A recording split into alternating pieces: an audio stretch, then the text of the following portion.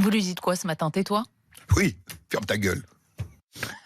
Voilà, le président du Sénat. Ça fait rire la journaliste. Ferme ta gueule à Jean-Luc Mélenchon. On est face à l'homme qui en plus doit aller à l'Élysée si jamais le président de la République est empêché dans le cadre de ses fonctions. Alors oui, il faut rappeler que c'est le 3e personnage de l'État par ordre protocolaire, derrière le président de la République et le président de l'Assemblée nationale. Mais c'est vrai que s'il arrivait malheur à notre président bien-aimé, eh bien, selon la Constitution, l'article 7, eh bien, s'il y a vacance de la présidence de la République, c'est le président du Sénat qui prend ses fonctions. Donc Gérard Larcher peut devenir à tout moment président de la République. Ferme ta gueule, c'est la première fois, je crois, qu'on entend Gérard Larcher publiquement parler ainsi.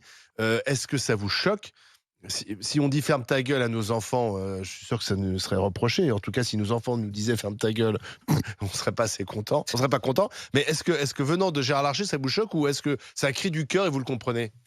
Joël Dagosseri. Non, mais ces gens sont indignes de se foutre devant un micro. Il faut leur enlever le micro. Je suis désolée. Vous lui enlevez le micro. Ça nous fait rire parce qu'en fait, c'est un peu un langage familier, on va dire, même insultant en réalité. Parce que comme tu dis, ma fille, elle me dit ferme ta gueule, c'est coup de tête balayette. Donc non. Mais quand tu vois que c'est le président du Sénat, le président du Sénat qui s'exprime comme ça, tu as envie de dire mais c'est pas possible. Mais en fait, je pense que ça traduit toute une sorte de climat qui est plutôt un climat de ferme ta gueule. C'est que tu ne peux plus rien dire. Et c'est grave parce qu'avant, quand j'entendais ça, je me disais faut arrêter. Mais là, vraiment, il y a comme un truc de... Alors, ce qu'a dit Jean-Luc Mélenchon, je veux dire, je vois pas pourquoi en fait on en fait tout un plat de ça, jusqu'au point de lui dire ferme ta gueule. Je suis désolée, il a dit quelque chose contre Rutel Krief, elle a répondu, elle a très bien répondu d'ailleurs, je trouve que sa réponse a été très bien, mais ça doit s'arrêter là. À un moment, il faut arrêter des politiques qui inflamment, embrasent par leur prise de parole, il y en a plein. Il n'y a pas que Jean-Luc Mélenchon. Je peux te dire que quand Zemmour, il dit tous les chaïds tuent et tous les Français meurent sous les coups de tous les chaïds ou un truc comme ça, c'est un truc qui embrasse la société. Je suis désolée.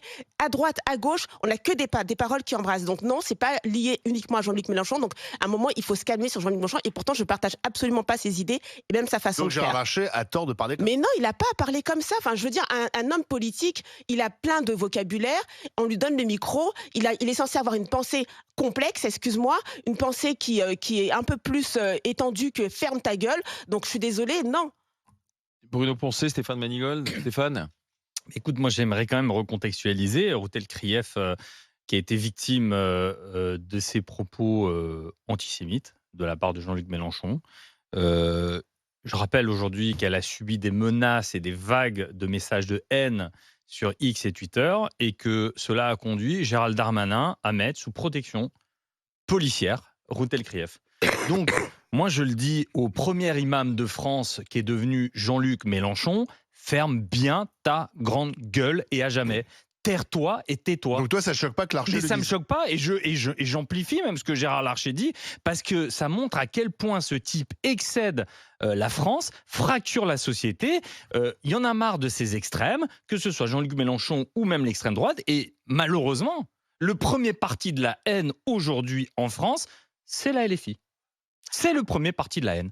Donc, Jean-Luc Mélenchon, il n'échappe pas à cette règle. Plus tu vieillis, plus les qualités s'accentuent, mais plus tu vieillis et plus les défauts s'accentuent. Lui qui est pour la retraite à 60 ans, il a quel âge Jean-Luc Mélenchon? Il serait temps qu'il apprenne sa retraite. Bruno Poncet? Moi, c'est arrivé en soirée, je me serais dit que Gérard Larcher avait tapé dans la gourde et que c'est pour ça qu'il avait un peu vrillé. Mais en fait non. Et comme l'a dit Joël, moi je suis un peu...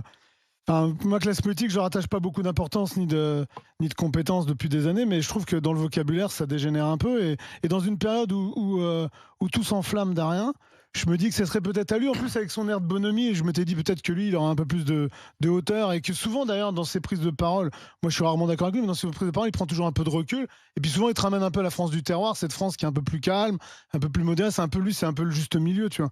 Et là il s'enflamme. Moi je comprends pas, je vois pas en plus dans quoi à ce moment-là de l'interview il a besoin de dire ça.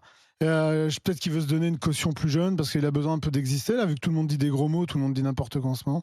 Mais je trouve que dans le climat actuel, parce que la journaliste lui dit qu'est-ce que vous dites à Jean-Luc Mélenchon? Vous dites tais-toi, et lui sur enchère, il dit non, je lui dis ferme ta gueule. Ouais, et puis il est tout content de son mot. Est-ce que c'est pas le reflet d'un climat politique qui est très, effectivement, aujourd'hui tendu, où on s'insulte, où on se montre du doigt, et finalement Gérard Larcher cède au climat du moment. Il parle finalement comme parle Jean-Luc Mélenchon, parce que Jean-Luc Mélenchon parle d'une façon très grossière, très dure, très insultante, et Gérard Larcher se met à son niveau, en fait. C'est peut-être ça qu'on peut regretter du président du Sénat. Je trouve absolument pas que c'est le niveau de Jean-Luc Mélenchon. Jean-Luc Mélenchon, il est très dur. Par contre, il est pas. Excuse-moi. Repasse-toi l'interview avec Benjamin Duhamel et tu vas voir comme il lui a bien parlé. Pour l'instant, je l'ai pas entendu ferme ta gueule. J'ai pas entendu dire ferme ta gueule. Bah oui, mais je suis désolée. C'est la même chose avec d'autres mots. Oui, mais c'est ça. Mais c'est ça la beauté du langage. Oui, mais ça c'est génial. T'as vu, ça c'est génial parce qu'en fait, dans le Larousse, il y a tellement de mots et on n'est pas obligé d'aller à ferme ta gueule parce qu'en fait, on a toute une. Sans dire ferme ta gueule, ça c'est sûr. Oui, tout à fait, tout à fait. Donc c'est pareil. Non, pas du tout. Non, je suis désolée. Non, je suis désolée. Ce qu'il a dit sur Hôtel Krief, c'est pas des insultes. Mais alors, j'ai essayé de relire un petit peu rapidement le tweet de Jean-Luc Mélenchon, donc il la traite d'islamophobe, si j'ai bien compris. C'est grave. Oui, donc non, mais il y a des gens qui sont morts. C'est grave, mais c'est toujours pas une insulte. Ce n'est toujours pas. D'être traité d'islamophobe, ce n'est toujours pas une insulte d'être traité d'islamophobe. Excuse-moi. Ça conduit à la mort de centaines de personnes. Je te dis pas tu peux porter plainte pour diffamation, donc pour insulte, c'est pareil. C'est une insulte. Donc quand tu dis à quelqu'un t'es islamophobe, tu l'as insulté. Ah bah oui, bien sûr. Non seulement tu l'as insulté, mais tu lui mets une fatwa. Ah bah oui. Ah bah tiens. Si tu me dis que je suis islamophobe, pour moi, je verrais ça comme une insulte. Non mais tu peux le prendre comme une insulte, mais pour l'instant, c'est pas salope, conne, ferme ta gueule. Pardon, excusez-moi pour les mots, pour les auditeurs. C'est plus grave parce que tu mets une cible dans le dos de la personne que tu insultes. Je suis désolé, mais alors que si tu dis ferme ta gueule, Gérard Larcher, Jean-Luc Mélenchon risque pas demain d'être menacé de mort. Judiciaire, ça c'est clair. Très bien. Donc aujourd'hui, si tu dis à une collègue qu'elle est islamophobe, ça devient une insulte. Bah oui, quand tu dis à quelqu'un t'es antisémite, c'est aussi une insulte. En fait, non mais écoutez, là vraiment, je ne sais même. C'est un délire. Je vous jure. Non, c'est un délit. L'islamophobie est un délit. L'antisémitisme est un délit. Donc en fait, c'est pas une insulte, c'est un délit. T'accuses quelqu'un de commettre comme l'homophobie, c'est un délit. Non mais. C'est pas une insulte. Je vis en plein délire. En fait, j'ai l'impression qu'il y a des paroles qui sont interdites. Alors, je crois qu'on doit laisser les gens parler. Je crois qu'on doit laisser les gens s'exprimer et les gens répondre. Et c'est ce qu'a fait Monsieur Mélenchon et c'est ce qu'a fait Madame El Krief. Ça s'arrête là. Pour moi. Non, ça ne s'arrête pas puisque toi-même tu dis qu'elle est sous protection. Enfin, c'est Stéphane qui a rappelé qu'elle est sous protection policière. Donc ça a des conséquences autres qu'un dialogue. Moi, je suis d'accord avec toi. On peut critiquer un journaliste et les journalistes sont critiquables comme tout le monde. Mais là, c'est pas de la critique. C'est qu'il l'insulte, il l'accuse de choses qui sont fausses et en faisant ça là, il lui met une cible dans le dos à tel point elle doit de nouveau être sous protection policière. Puisque je rappelle que Ruth l'a déjà été puisqu'elle avait été finalement montrée du doigt par le tueur de Magnanville. Donc excuse-moi. C'est beaucoup plus grave que le ferme ta gueule Gérard Larcher. On peut dire le personnage de l'État doit pas dire ferme ta gueule, mais sincèrement, enfin je veux dire il y a des hiérarchies dans les variations. Il faut hiérarchiser parce que sinon tout se vaut.